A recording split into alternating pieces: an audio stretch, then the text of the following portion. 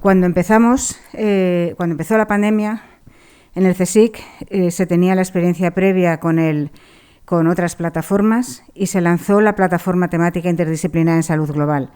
Ahora mismo la estamos coordinando Iñaki Comas, del Instituto de Biomedicina de Valencia, y yo. Voy a sacar el puntero. Y como ya ha mostrado Jesús, el CSIC es muy interdisciplinar, tiene áreas de sociedad, de vida y de materia, y se propuso hace unos años dinamizar la investigación dentro del CSIC a base de estas plataformas temáticas interdisciplinares. Y gracias a ello fue que pilló la pandemia en un terreno abonado y empezamos desde el principio a montar esta plataforma. El objetivo de las plataformas es que los grupos de investigación que antes trabajaban en diversos aspectos, generando conocimiento, generando aplicaciones prácticas, formando a gente, en un momento dado, frente a un reto común, frente a un objetivo común, reorientasen su bagaje previo, su conocimiento previo, toda su experiencia hacia enfrentar este reto común. Cuando surgió la pandemia estaba claro cuál era el reto común y nos lanzamos todos inmediatamente desde nuestros campos a enfrentarlo. Se lanzó un simple mensaje de correo electrónico preguntando a los investigadores, a los investigadores principales de los grupos de investigación en qué habían trabajado antes y qué idea proponían para la pandemia. Aparecieron en cuestión de un fin de semana 100 y pico propuestas. Nos juntamos en pocas semanas con 300 propuestas de qué podíamos hacer. Sin fondos, inmediatamente aparecieron lo que nunca había ocurrido en España, donantes de grandes empresas privadas, pequeñas empresas privadas, particulares, para investigar, porque veían que la salida a la pandemia tenía que pasar también por la investigación. Y con ello organizamos estos grupos de investigación que provenían de 91 de los 123, ahora 124 institutos que tiene el CSIC, es decir, que había una representación muy multidisciplinar. Y montamos esta estructura en varias áreas temáticas enfocadas a la prevención de la infección, de las pandemias, al conocimiento del virus, de la enfermedad, de la respuesta inmunitaria para aprender cómo enfrentarla, al área de contención, fijándonos en temas como elementos de protección individual, como diagnóstico, como inactivación del virus. Y mucho antes, casi unas semanas antes de empezar la plataforma, ya habíamos empezado con los tratamientos, empezando con el desarrollo de vacunas desde el CSIC y tratamientos basados en la búsqueda de fármacos que se podían reposicionar, nuevos antivirales, anticuerpos antivirales o anticuerpos terapéuticos dirigidos a la inflamación.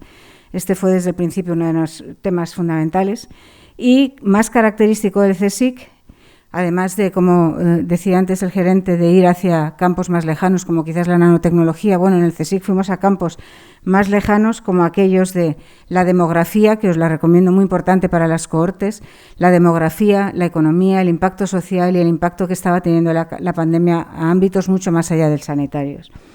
Y, por supuesto, un punto muy importante de comunicación, educación, formación, que lo seguimos haciendo muy activamente. Estos son los donantes fundamentales que hemos tenido y que seguimos teniendo en la actualidad, como veis, empresas muy diversas. Y ahora mismo en la plataforma ha resultado una experiencia muy dinámica, muy activa. Tengo que agradecer muchísimo, y ha sido fundamental, el apoyo tan fuerte, tan personal, desde la institución, en particular desde la Vicepresidencia de Investigación Científica y Tecnológica. Ha sido fundamental para que pudiésemos organizarnos, para que pudiésemos dedicarnos a la ciencia, a coordinar, a encontrar en cada momento qué priorizaciones teníamos que hacer, a qué proyectos eran los que tenían más probabilidades de tener un impacto beneficioso sobre la sociedad. Estábamos generando conocimiento, que es lo típico del CSIC, pero queríamos desde el principio volcarnos hacia la sociedad. Y ese volcarnos a la sociedad nos ha llevado a, desde luego, hacer publicaciones científicas, que los tenemos aquí, publicaciones científicas, pero también a llevar a patentes resultados de transferencia para hacer colaboración con el sector de la empresa y bueno, estas son todas las áreas de comunicación y tener actualmente, de los 300 y pico que empezamos, 144 grupos de investigación muy consolidados, agrupados en 100 proyectos de investigación que están ahora financiados por los fondos de Next Generation europeos y con cada uno con nuestros colaboradores externos. Esto es importante, porque todos hemos colaborado siempre con otras personas de otros ámbitos y, desde luego, aquí parte de los colaboradores externos son, por ejemplo, hospitales, además de otros grupos del ámbito empresarial.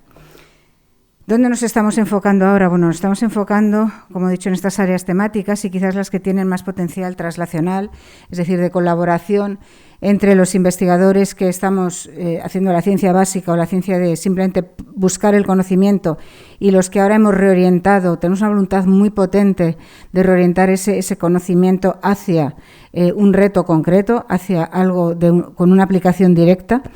Pues son todas estas, ¿no? Tenemos aquí, me es difícil leerlo, tenemos aquí sobre el estudio de la gravedad y la inmunidad, pues temas como biomarcadores o temas como seguimiento de cohortes o temas como encontrar marcadores predictivos de en qué personas puede tener una respuesta inmune más adecuada, una respuesta inmune más desequilibrada que le lleve a llevar una mayor gravedad, etcétera. Y esto es claramente una de los puntos fundamentales. Tenemos personas, estamos, por ejemplo, junto con el equipo de demografía, trabajando con personas muy mayores, y las personas muy mayores, precisamente, hay algunas que desarrollan una COVID muy grave y otras, sin embargo, que la superan muy bien. Bueno, ¿qué marcadores están ocurriendo ahí? ¿Qué es lo que todo historial previo tenían por detrás que les hacía reaccionar mejor o peor? ¿Cómo les está aprendiendo la vacuna? Todo este tipo de cosas son cosas que nos preguntamos y para las cuales necesitamos claramente colaborar con otras áreas. Tenemos, por ejemplo, en el área de aquí abajo, ¿no?, de tecnología y diagnóstico, pues ahí tenemos un punto también muy importante, trabajando con distintos tipos de pacientes, pudiendo estratificarlos o intentando estratificarlos con el tipo de temas que tenemos. Y luego, por supuesto, todo el punto de tratamiento. Tenemos aquí las vacunas, el reposicionamiento de fármacos, el buscar alternativas terapéuticas dirigidas a los síntomas y una plataforma muy importante que hemos montado, que es la plataforma de detección de nuevos antivirales.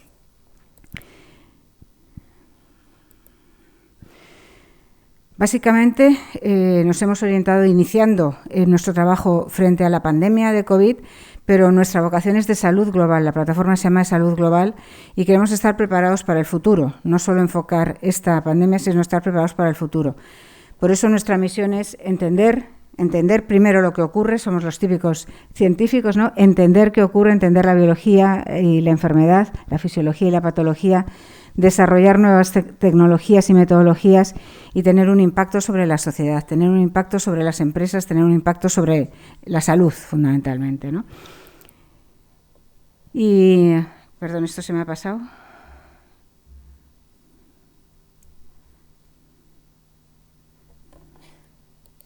Ahí va, sí. Como digo, el foco actual lo estamos moviendo un poquito desde la pandemia, pero desde hace 8 meses ya empezamos a enfrentar los nuevos retos, que son amenazas como las resistencias a los antibióticos, como otras enfermedades infecciosas prevalentes, pero no por ello menos importantes. Estamos enfrentando también temas de conexión con la salud animal y con la salud ambiental, porque este virus nos ha venido de los animales, pero es que la mayoría de los agentes infecciosos que tenemos las personas vienen de los animales. Una parte importante de las amenazas que tenemos ahora mismo van a venirnos de los animales y no sabemos si algunas de estas variantes incluso han tenido alguna interacción con los animales. Por lo tanto, sabemos que tenemos que integrar todo ello en un gran concepto, que es el concepto de una sola salud, y vamos orientados hacia ello. Es un objetivo muy ambicioso, pero creemos que hay que integrarlo y para eso contamos con todo el sector sanitario, contamos con hacer una conexión importante, como decía Jesús, se requiere esta conexión tan importante entre los investigadores que no estamos en el ámbito sanitario con los que sí que estáis en el ámbito sanitario. Creo que somos muy complementarios en el sentido de que nosotros podemos proporcionar un conocimiento básico de mucho tiempo en el que hemos estado trabajando, de muchos ambientes, y vosotros nos dais el marco y el conocimiento y la comprensión y la intuición de lo que es el organismo completo, ¿no? Y yo creo que en esa complementariedad es muy productiva y creo que además es muy necesaria. Una de las cosas que nos ha enseñado muy claramente la pandemia ha sido lo importante de la interdisciplinariedad. No solo la capacidad de reaccionar y reorientar nuestro trabajo, sino la capacidad de interaccionar con gente de campos muy distintos. Ha sido muy importante, sobre todo, darnos cuenta de la riqueza tan brutal que tiene el poder interaccionar con gente de matemáticas, para mí, de demografía, de alimentación, de física, porque toda esta gente me ha planteado preguntas que yo no sabía que se podían plantear, me ha hecho buscarles respuestas, me ha hecho avanzar en un camino que no era mi camino habitual, pero que ha sido mucho más enriquecedor, mucho más reconfortante y mucho más práctico y mucho más útil para la sociedad. Entonces yo creo que esto es algo que tenemos que aprender todos y que tenemos que aprender a disfrutarlo también, porque creo que tiene un servicio muy importante para la sociedad, que es algo que nos mueve a todos nosotros.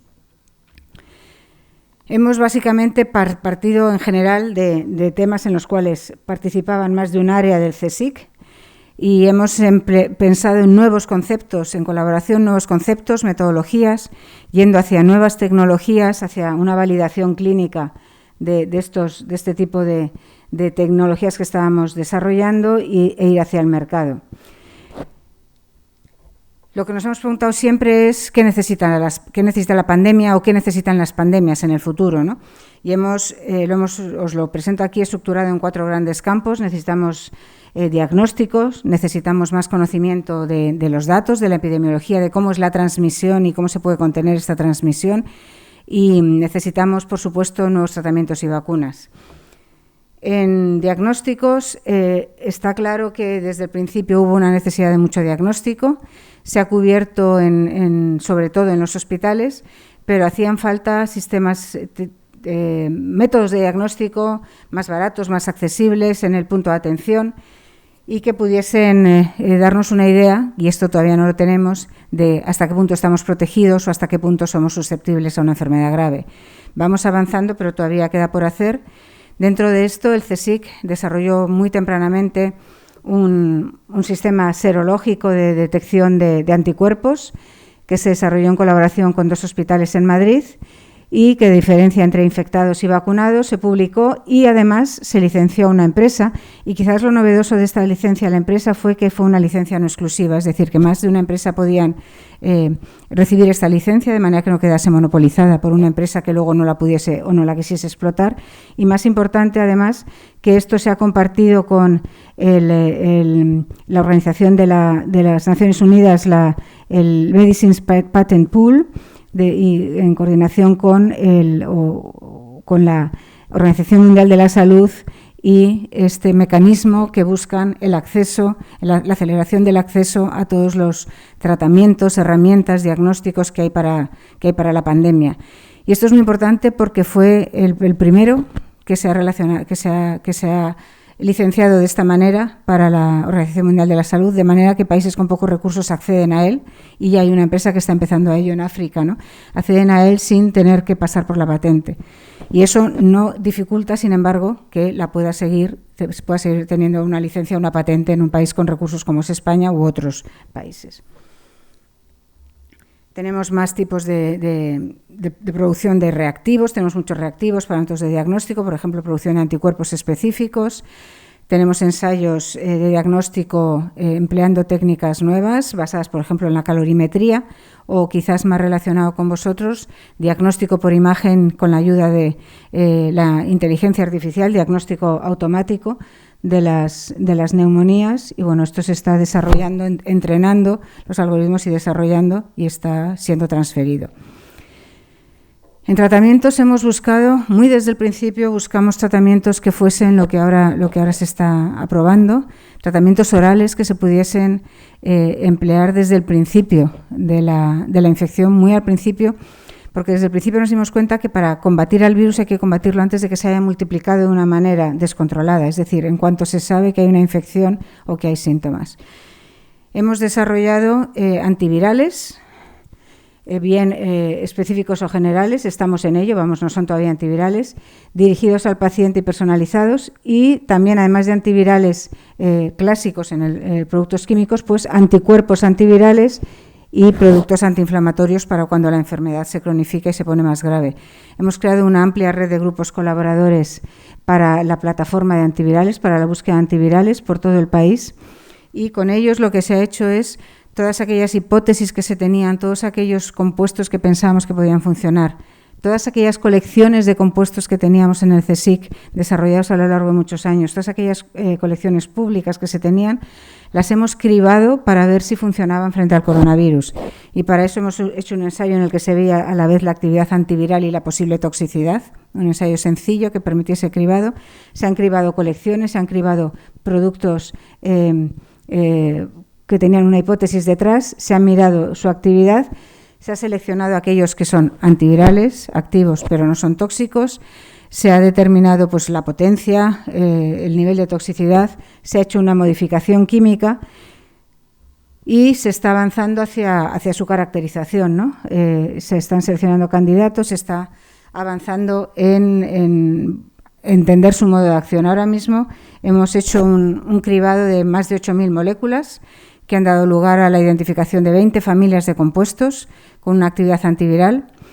Hay 4 candidatos seleccionados entre esto que tienen una muy buena ventana terapéutica y una actividad muy buena, y tenemos que ir a la parte translacional, tenemos que ir a la parte de hacer los ensayos clínicos. Hemos hecho los ensayos preclínicos, o se están haciendo parte de los ensayos preclínicos con algunos de ellos y vamos avanzando. Como digo, son compuestos que han salido desde la investigación o desde el cribado, y están basados para este coronavirus, pero estamos ya directamente ampliando esta plataforma a otros agentes infecciosos, porque creemos que frente a los virus hasta ahora no se habían desarrollado tantos antivirales como frente a las bacterias antibióticos. Creemos que son necesarios, estamos viendo las secuelas que está causando un único virus, el impacto que tienen muchos órganos de nuestro cuerpo, y es probable que otros virus también los tengan cuando antes les teníamos pasados un poco diciendo, bueno, esto es un virus, ¿no? El virus se cura, pues ya está, ¿no? Creo que probablemente haya que combatir mejor las infecciones virales, y por eso estamos desarrollando esta plataforma, que además será adaptable a futuras pandemias. Tenemos también grupos trabajando en nanopartículas que son capaces de inhibir la replicación viral o que son capaces de inhibir el exceso de respuesta inmunitaria, y de esta manera, con estas nanopartículas, esperamos también contribuir al armamento de tratamientos que puede haber. Pasamos ahora a los anticuerpos. Los anticuerpos también tienen una función antiviral y hay que utilizarlos también en una fase muy temprana, cuando el paciente infectado no ha hecho todavía sus anticuerpos, infundiéndole los anticuerpos de mayor afinidad posible para que pueda evitar esa multiplicación inicial del virus. Para eso nos hemos basado en el sistema de los anticuerpos de los camélidos, que hacen anticuerpos de una sola cadena, un dímero de una sola cadena.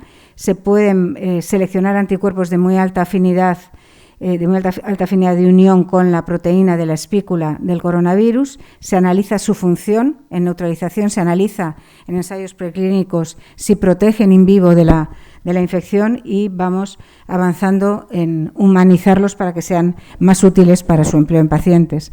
Esto es un proyecto muy exitoso que va avanzando muy bien, y también esto está en el punto justo para la translación. Y por último, tenemos muchos modelos antiinflamatorios. Hemos trabajado mucho en el sistema inmunitario, en el inicio de la respuesta inmunitaria, que es la necesaria inflamación para que se dé la respuesta inmunitaria, que luego esa inflamación tiene que bajar y no persistir y no cronificarse, como ocurre con este virus. Y tenemos un buen número de modelos biológicos para ensayar la inflamación, que serían la base para plataformas de cribado de antiinflamatorios. Algunos de estos antiinflamatorios están ya muy avanzados también. Tenemos un antiinflamatorio que ha funcionado muy bien en estos sistemas, que ha funcionado en ensayos preclínicos, que tiene toda la toxicidad acabada y que también está avanzando. Es un antiinflamatorio derivado de una planta natural. Con esto seguimos en el punto en el que necesitamos mucha de la colaboración con la clínica. Como decía Jesús, desde el CSIC no lo podemos hacer todo ni lo debemos hacer todo, porque cada parte la tiene que hacer aquellos que lo conocen más, y toda la parte clínica la tenemos que hacer en contacto con vosotros, claramente. En cuestión de vacunas, quizás saber que seguimos desde el principio con las vacunas, esto está un poco descolocado, lo siento.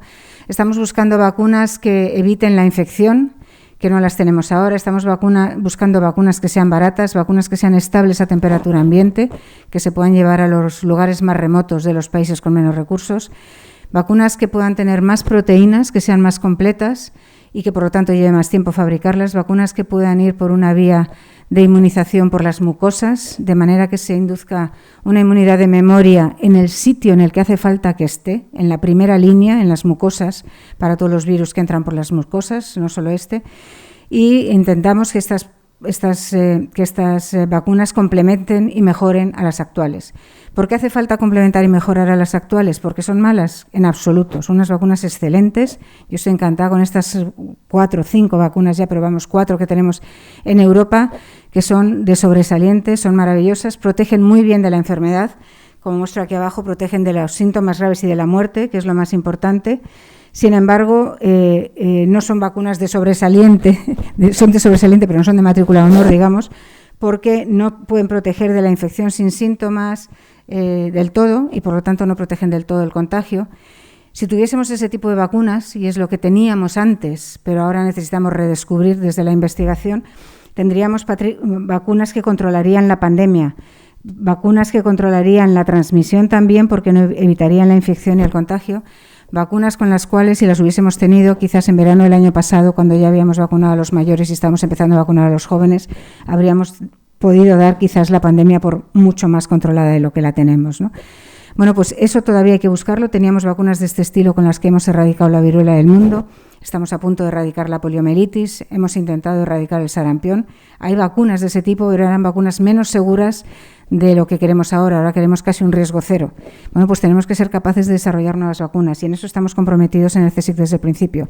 Vacunas más completas con una inmunización en mucosas que puedan proporcionar una inmunidad más amplia. Tenemos 5 candidatos vacunales en desarrollo, no solo los 3 que son más conocidos. Tenemos 3 en el Centro Nacional de Biotecnología, 1 en el Centro de Investigaciones Biológicas Margarita Salas y 1 más en el Instituto Nacional de Investigaciones Agrarias, que se ha unido recientemente, hace unos meses, al CSIC, que ha incorporado al CSIC todo el campo de la salud veterinaria, la salud animal. Están basadas en vectores recombinantes basados en el virus, en la vacuna del virus de la viruela, vacunas genéticas tanto de ARN mensajero como de DNA y vacunas basadas en proteína. Y estamos desarrollando una plataforma para formular vacunas, una nueva generación de vacunas de ARN mensajero. Y eso es todo. Muchas gracias. Desde luego, agradecer el trabajo que hemos podido compartir hasta ahora con el sector sanitario y darnos cuenta de que podemos complementarlos muy bien, no competir, sino complementarnos muy bien, que es mucho más satisfactorio incluso, y que hace falta que todo este potencial tan grande que tenemos en estos 144 grupos de investigación y sus colaboradores, este potencial que tenemos en la plataforma de salud global, podamos interaccionar con iniciativas tan buenas como las que estáis teniendo aquí, de ensayos clínicos de cohortes, y de medicina personalizada, porque de una cosa, como decías Jesús, que se ha dado cuenta la gente ahora, la población, es que todos somos distintos. La gente se ha dado cuenta de por qué yo tengo tales anticuerpos y no tengo otros, por qué yo enfermo grave, por qué yo no, por qué yo soy resistente y este se ha infectado. Bueno, pues parte de ello forma parte del bagaje que tiene cada persona.